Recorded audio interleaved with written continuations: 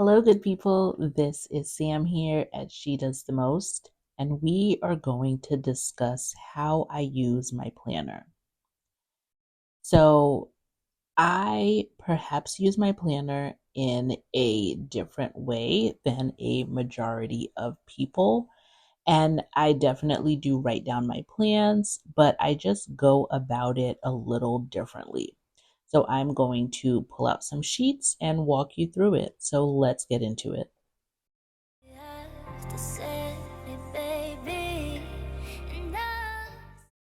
Okay, so you see all of these post-it notes. I usually have one on each sheet of paper, and if I have a lot to document, I will add additional post-it notes. And what I do on these sheets is that I write down my plans, and I will write down what I know will definitely occur for the week. So this is going to be a more functional spread. I mean, at the end of it, it's going to look very decorative. But for me, a decorative spread is one that I decorate in advance, and there are a lot of stickers and boxes. But this, I'm just going to run some washi tape on the top and the bottom. And then I am going to go through the slew of Dollar Tree sticker packs that I have that actually have a lot of functional stickers in them. And I'm going to choose something that matches the color scheme. So for this bear, I'm going to look for light blues and browns. And then for the next spread that I'm going to do, it is a llama theme, and I'm going to look for more turquoise and pink. But I also have this planner from the Dollar Tree that came with stickers in the front. And fortunately, it came with a lot of brown and dark greens. So they work for both of my spreads. Um, I got a little too sticker happy with this one because dark green is not for this spread, it's for the next one. But I do end up swapping that out. So let's go back into how I use my planner. So I will write down plans the week of, but I will also write down plans a month or two out. And this is because I get different information at different times.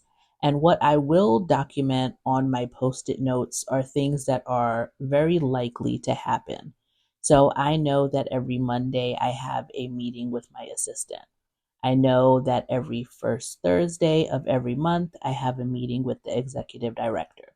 So, can plans change? Yes, but this is almost for certain. Um, if I get called for a respite for next month, I need to be able to document that. And so I do have post it notes that are on my sheets for the next month, and I will put that down because that is not very likely to change. If my daughter has an asynchronous day, they may let us know. Well, I think they technically let us know like a year in advance.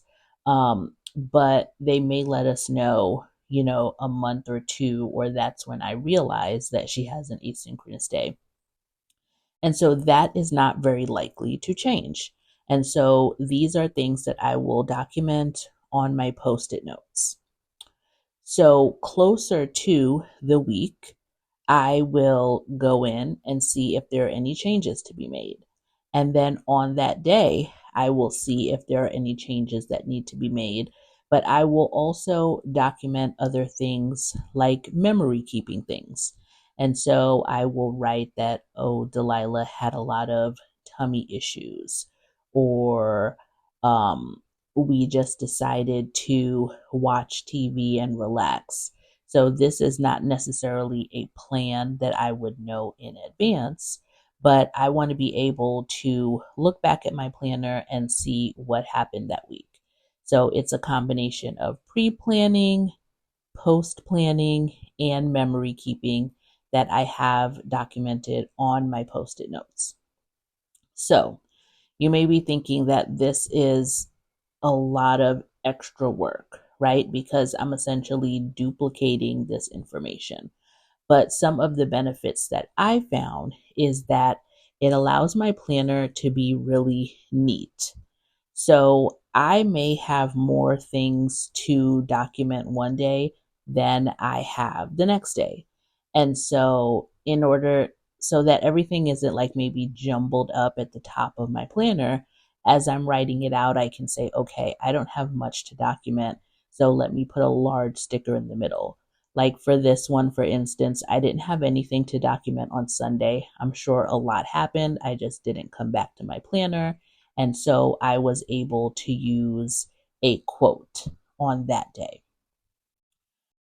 So it keeps the planner neat because you know everything that needs to be written down, you know how many things occurred, and you can really space things out accordingly. Sometimes there are some memory keeping things that I don't write down just because I don't have the space to do so. And I think some of my next videos are going to be creating tip-ins, and this is actually a fold out section that I can have in my planner to kind of expand the space to document if I need it. Okay, so if you would please like, subscribe, give this video a thumbs up, and stay tuned for all of the other planning things that I have for the future. So as I go back to why I have this planning style, one of the big reasons is for content creation. So not only does my planner need to be aesthetically pleasing, and it wouldn't be as interesting to watch if my planner was very messy, but it also allows me to be able to document in real time but write everything afterwards for the sake of filming. So I don't have the kind of scheduling where I can say every day at 9 p.m. I'm going to sit down and write in my planner and be able to film that. And so I really need to be able to document bits and pieces as I go. Um, so this was the best method that I found for that. So I do work from home, so I have a lot of flexibility on the times that I can work. And then working from home is also kind of a catch 22 because I don't have a designated 9 to 5 time. So I fit it in when I can. And with content creating, it's very similar to that. I fit it in when I can. And I can have the best laid plans, but my children may get sick, my parents may have an emergency. I am a foster parent, so I may be called for a new foster child to do respite to help out another foster family. And then that kind of derails your plans, and you kind of just need to create a new plan from scratch. And I find that because I'm in this constant state of flux, pre planning and sometimes even post planning on post it notes helps me a lot more than documenting directly in my planner.